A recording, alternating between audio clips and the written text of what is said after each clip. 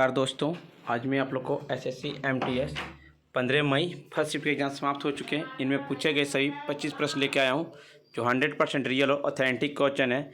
जिनको इसका पीडीएफ चाहिए वो हमारे टेलीग्राम या व्हाट्सएप ग्रुप पे जुड़ सकते हैं। डिस्क्रिप्शन लिंक दे दिया गया है या हमारे व्हाट्सएप नंबर से पीडीएफ प्रोवाइड करवा सकते हैं। पहला प्रश्न पूछा गया था, प्रधानमंत्री परिवार कल्याण योजना कब शुरुआत हुई। प्रधानमंत्री कल्याण योजना 1952 में स्टार्ट हुआ। 1970 में भारत सरकार ने राष्ट्रीय परिवार नियोजन कार्यक्रम को राष्ट्रीय परिवार कल्याण कार्यक्रम के रूप में फिर से नामित किया।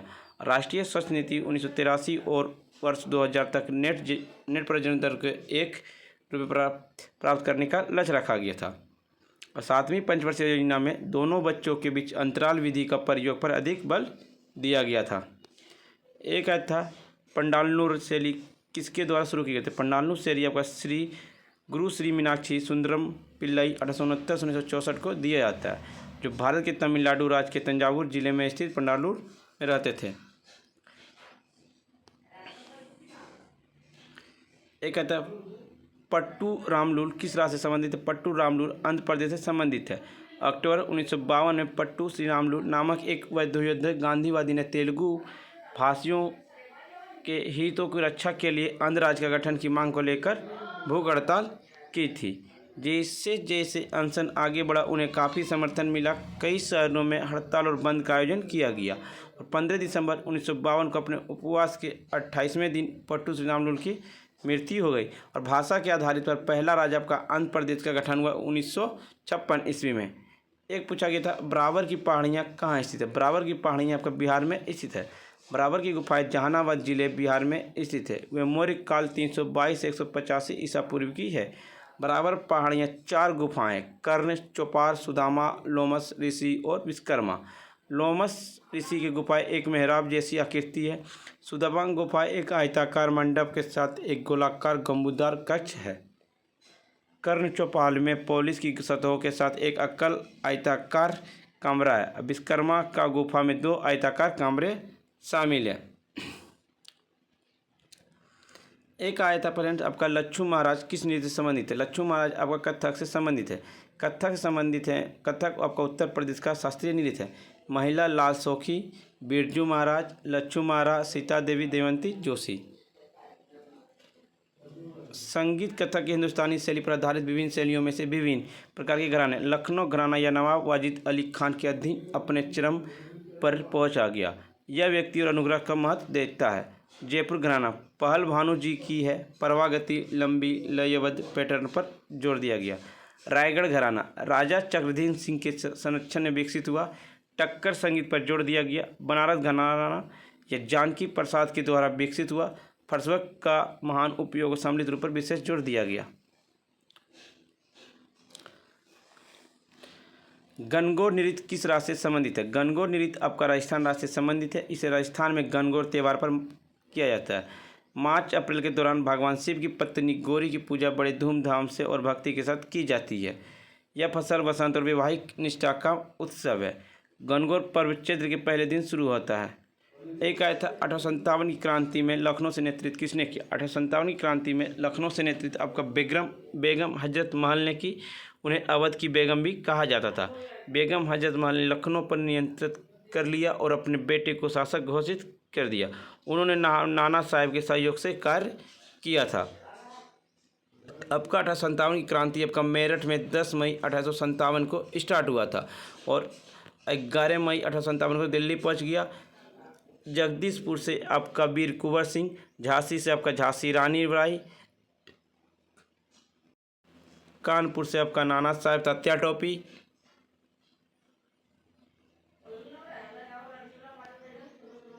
एक पूछा गया था अंटार्कटिका परियोजना 2022 में किस विभाग से संबंधित है। पृथ्वी विज्ञान विभाग से संबंधित है। चीनी उत्पादक उत्तम राज्य कौन सा। उत्तर प्रदेश राज्य भारत का सबसे बड़ा चीनी उत्पादक राज्य है।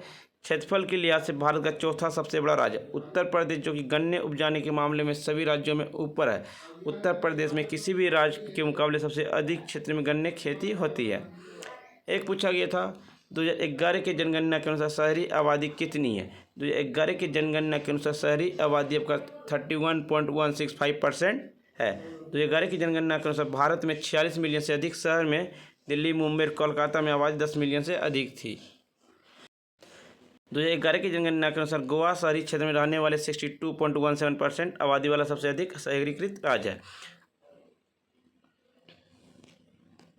एक आया था शिवतरी पुस्तक के लेखक कौन है? शिवतरी पुस्तक के लेखक अमीश त्रिपाठी। अमीश त्रिपाठी शिवतरी के लेखक हैं, जिसकी तीसरी पुस्तक द ओथ ऑफ द वायुपुत्र फरवरी 2013 में लॉन्च की गई थी। एक आया था आपका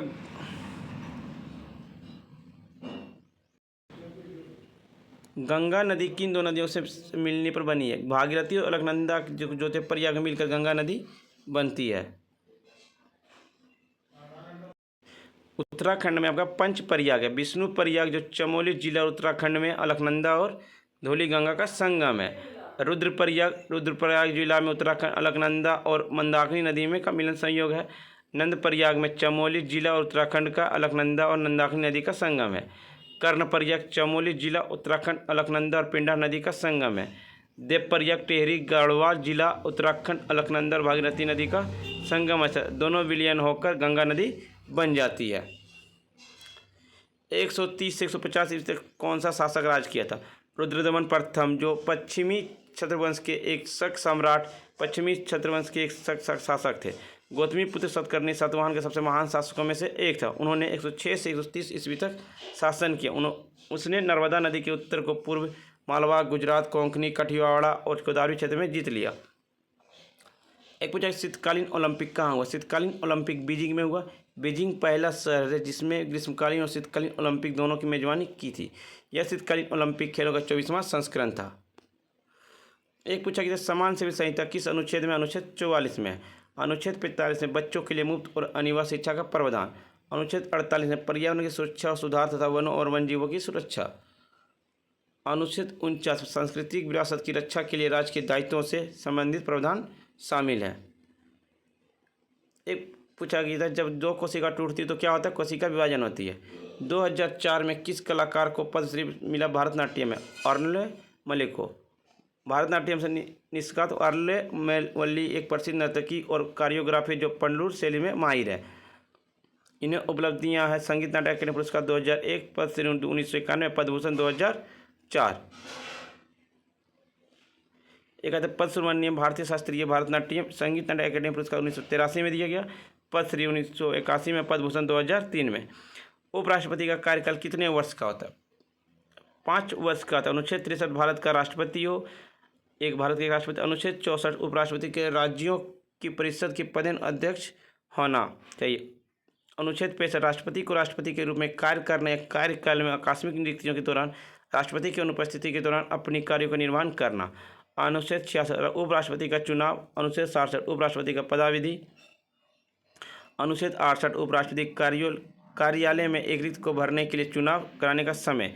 अनुच्छेद 69 उपराष्ट्रपति द्वारा शपथ या प्रतिज्ञा। अनुच्छेद 70 अन्य आकस्मिकताओं में राष्ट्रपति कार्यों का निर्वहन। अनुच्छेद 71 राष्ट्रपति या उपराष्ट्रपति के चुनाव से संबंधित है उससे जुड़े मामले।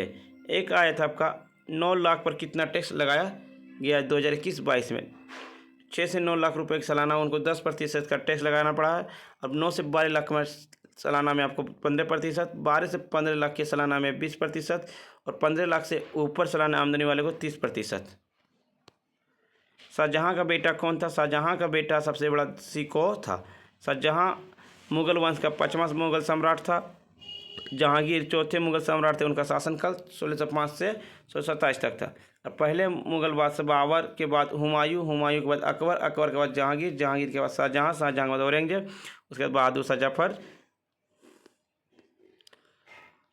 फ्रेंड्स, वीडियो पसंद आई तो लाइक शेयर सब्सक्राइब जरूर करें। जिनको इसका PDF चाहिए वो हमारे टेलीग्राम या व्हाट्सएप ग्रुप पे जुड़ सकते हैं। डिस्क्रिप्शन लिंक दे दिया गया है।